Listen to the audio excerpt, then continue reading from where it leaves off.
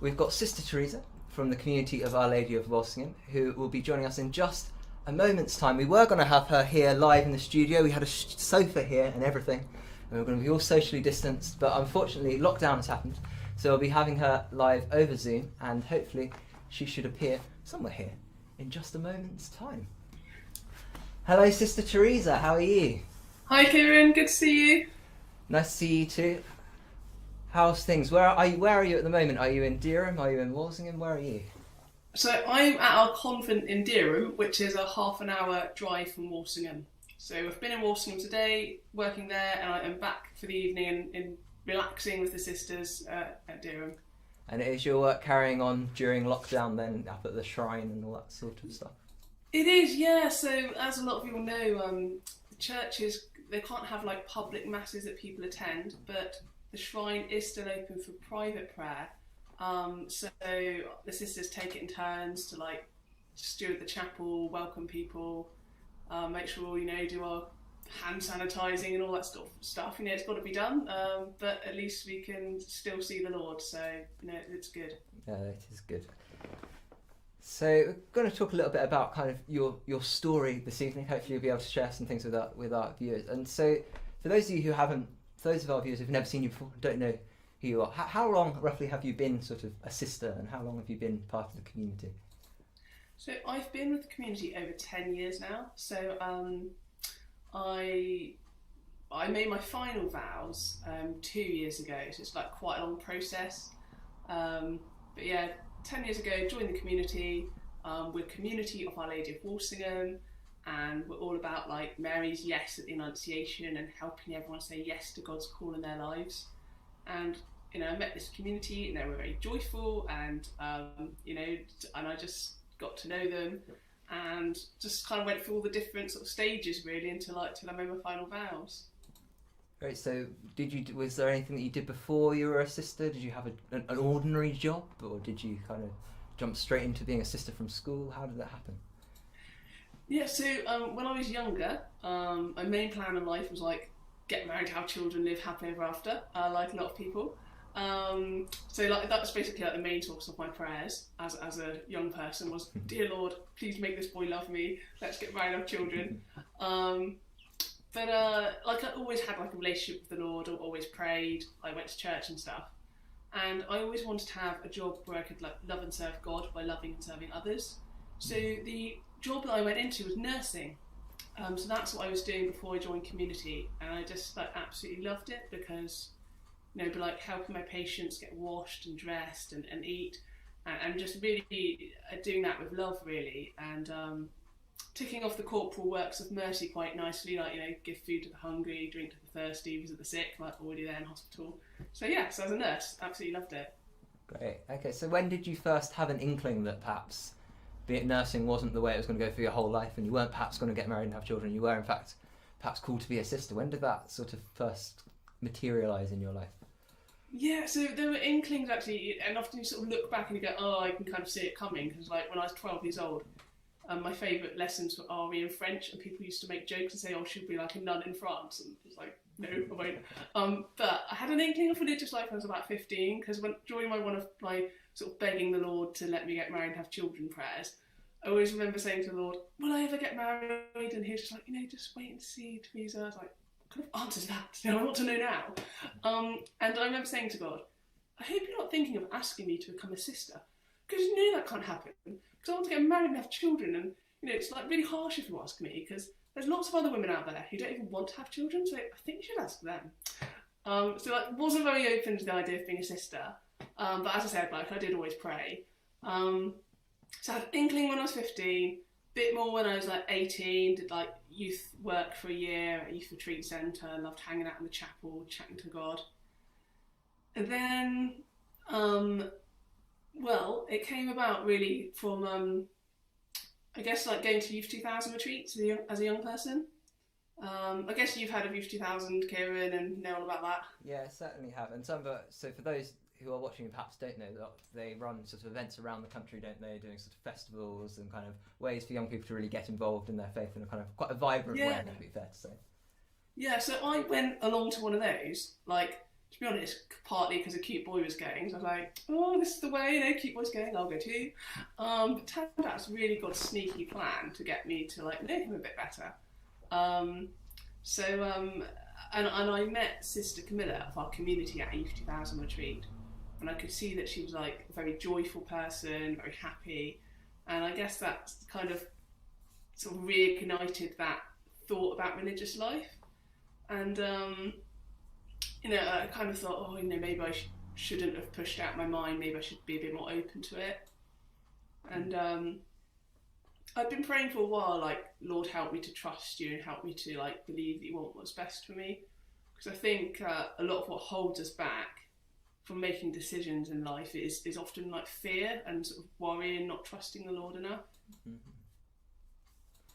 Yeah, so was it kind of, so some people kind of talk about there being kind of, there's like a sort of a voice or a kind of being almost zapped by God, and of course it certainly, you and I both know that's not always how it happens, but was there a moment where you kind of really felt that you heard something or someone, or was it kind of a gradual thing? Well, yeah, I mean, I think the Lord speaks to us all differently, because it's a bit like a parent with children, like you speak to them differently depending on their personality and understanding all of that. And so it partly is gradual, but there were certainly moments in my life where I felt that it was quite clear. One of the kind of moments was, I remember I just was like going to church, and we started praying at Mass, during the intercessions. They'd say, we pray, for more vocations to the priesthood, religious life, or diaconate.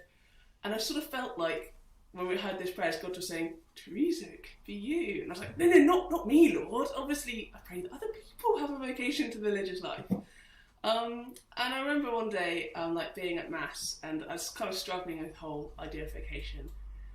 And I thought, you know what? I'm going to just ask with God after communion, because obviously that's a great time to pray. The Lord's within me. Let's just ask Him, and like get it over and done with. So I went to communion, and I went back and sat in my place, and was like praying, and just thought, I have this quiet moment to speak to Jesus, and said, dear Lord, I just need to ask you, like, do you think it would be a good idea for me to become a nun? And this soft, gentle little voice said, yes.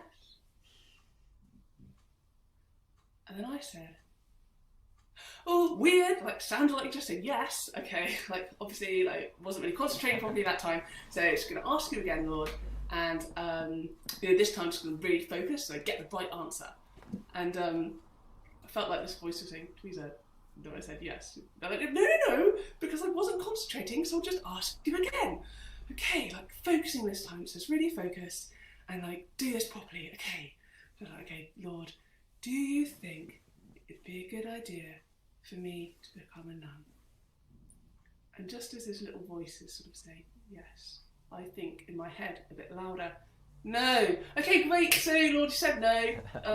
That's good. Final answer, isn't it, Lord? I'm glad we've totally got that sorted. So you've said no. Don't become a nun. Great. So I'll get married and have children. And then this voice gets a bit louder. It's like, Theresa, that's just you talking to yourself. I said yes. Like, oh. So you really think it'd be a good idea for me to become a nun? Yeah. Okay. But even after that, I was like, well, he only said it was a good idea to become a nun. It could equally be a good idea to get married and have children. So it just depends what you ask God. And, we all have our ways of trying to, like, hear what we want to hear and kind of manipulate things, don't we? So, lots of little arguments with God. But, I think He can take it. I just look back on my life and just think, it's kind of like play fighting. We have good fun together. And He always knows He's going to win in the end. That's great, and because I think a lot of people will sort of, think, well, okay, I'd like to do what God wants me to do, but actually kind of struggle to kind of know what that would look like. So it's really great to hear kind of, well, okay, this is what it looked like for you, and of course it will look like for different things for different people, but I'm sure some people will have a similar experience to what you were saying. So you mentioned that one of the reasons that you chose the community you chose in particular was you met Sister Camilla, who's another one of the members of the community of Our Lady of Walsingham, and you said that she had a particular, I think you said joy or something like that, didn't you? And that's, I think that's probably a good start, I imagine. But was that the only reason? Was there other things that kind of drew you in particular to Colway? So yes, I saw the joy, and I didn't know many sisters at that time. So I think also in those days I was thinking, can you really be happy and be a sister? You know, and I just couldn't understand it. So I saw she was happy. I thought, well, that's a good sign. And what else? I think, well, I spoke to her at a Youth 2000 retreat actually, and it's kind of a funny thing because I'm actually naturally quite shy and quite introvert. I don't really chat to people, so I met her at another retreat, and I just sort of said politely, "Oh, it'd be nice to sort of catch up with you sometime," meaning like sit together at supper. And she thought I meant like have a proper appointment to talk. I said, "Oh, great, I can see you tomorrow at like 3:30." And I sort of walked away feeling a bit confused, thinking, "Oh, I've got like an official appointment now." But I felt embarrassed to go, I didn't really mean like a proper talk. So we ended up having this proper conversation about religious life, and it's quite good because I said, "Oh, well, you know, there's this boy and I really like this boy and I came here because I'm a cute boy, but I feel like God might be wanting me to think about becoming a sister." And what really impressed me was I felt like she wasn't trying to like pressurise me either way. And I felt like she had a real kind of care for me as a person, and you know, just what is God's will for me is the most important thing. So she wasn't like, "Yeah, you know, come join us." She was like really listening and caring about what would be good for me. Yeah. And I think that's probably what touched my heart as well, because, you know, when it comes to vocation, sometimes people just think about priests or being a sister or religious brother or being a deacon. You know, they don't think of like marriage or single life or even the work you do. Like everything can be a vocation. The thing is responding to God and doing God's will and living a life of love. And I'd always felt like, well, yeah, the main thing is loving God and loving your neighbour. That's what we want to help people to do. And so I think the fact that she was accompanying me in a way that she was kind of had a freedom and wasn't biased and wasn't trying to make me do what she thought, I just found that really encouraging, and I thought I'd love to be able to offer that to others, because, you know, if we all just grew in our love for God and said yes to God's will, then we'd have better nurses, doctors, teachers, you know, everything would just be better because we'd be doing it for the love of God. So I think that's what inspired me as well. Yeah, and so many people, when they're making kind of day-to-day decisions, don't necessarily think, "Oh, you know what, I'm going to ask God about being, you know, whether I should go to university or whether I should take this particular job." But actually, all of us would benefit from the insight of the most important person in the universe. You know, he's got a plan. So, you joined the community. Were there any moments where you were kind of like, "Oh, maybe this isn't for me," or was it a moment when you arrived it was like, "I definitely know this is definitely for me," or was it, how did that pan out? I think when I joined community, my attitude was, I think I need to join it as if this is the thing. I think that needs to be the attitude, just because it is quite hard in community, like, you know, living with different people, being challenged in different ways. So I thought I'll live as if this is it, unless God makes it really clear that it's not His will. But yeah, I mean, I think when I first joined community, like, my family were a bit unsure about it. My mum said afterwards she was sort of hoping it'd be like finishing school. She's like, "Oh, I just thought, you know, you could learn to cook and like learn a few useful stuff and then come back after a year." And I do remember at one point thinking, "Oh yeah, well, I've learned how to cook now and sort of learned some of my faults, and, you know, I'm probably a bit nicer than I used to be, so maybe I'll be quite a good wife." But by that time, I like really loved Jesus a lot more, so I was like, "No, I really want to be with Jesus." And there are a few times in community just when it's hard and you think, "Oh, just forget it, just give up." I think, no, just keep going. Like, my kind of attitude is, like, what's the worst that could happen? You could have a difficult life, but, you know, if you love God, then at the end of the day, go to heaven. So it's all good. I just think it's totally worth it, and actually is a really happy life, like much more than I ever would have thought. Well, that's great. And I think something that sometimes people fail to appreciate about religious and priests and so on is it's very much, usually their vocation story is a love story. It's something, you know, they fall in love with something and they really end up wanting to do, even if initially they're sort of don't necessarily think, they might, like you, think, "Oh, none's not for me, I want to be a wife or I want to be a husband," or whatever. They do fall in love with the idea of that way of life, and that's something very beautiful. So Colway are based in Walsingham, or you work in Walsingham at the Shrine. What's kind of special about Walsingham for your community? Why does that what significance does it have in your lives? So Walsingham is where we're remembering the Annunciation. So as you'll know, like from the Christmas story, Annunciation is Angel Gabriel came to Mary, said, asked her, to be the mother of God. She said, gave her fiat, let it be done to me according to word, and Jesus was born of Mary. So that's good news. So in Walsingham, it's like little old village, and it had a model of the house in Nazareth. So basically, Our Lady appeared like in spirit in a dream, in prayer, not quite sure, to this woman called Rocheldis who lived in like the 11th century, 1061, and said, can you ask her to build a model of the house where the Annunciation had taken place. So the idea was that people obviously couldn't go to Nazareth, like in those days, you couldn't travel that far, and wars and crusades and stuff going on. So they would have a model of the Holy House in Walsingham, and people would come and visit it. And in fact, it became a really main shrine, as a lot of our listeners will know, and kings and queens of England came there, and all about the Annunciation. So our community is kind of bringing that message to people, so about Mary's yes. But there's a lot we can learn from it. So we can think about like silence in the Holy House and the stillness. We can think about Mary being someone who pondered the word of God and kept it. We can think about how she always said yes to God's will. So yes in times of joy, like at the Annunciation, but also yes in times of sorrow at the foot of the cross. So Mary is really our model for us, and we see her as like the mother and the model of vocation, but all vocations, because she's the one who said that perfect yes to God.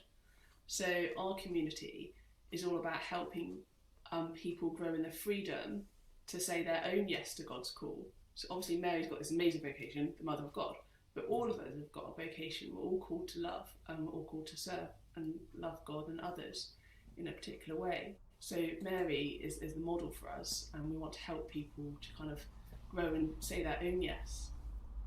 Fantastic. So your community, and just visiting Walsingham in general, a real place to kind of reflect on how Mary said yes to God, and hopefully we can all say yes to God in our own lives as well. That's great. Well, it's been really lovely to talk to you. We've actually run out of time, but thank you very much for joining us, and say hi to all the other sisters for us. Thanks. Will do. Thanks so much, Kieran. God bless. Thank you. Bye. Bye bye. God bless.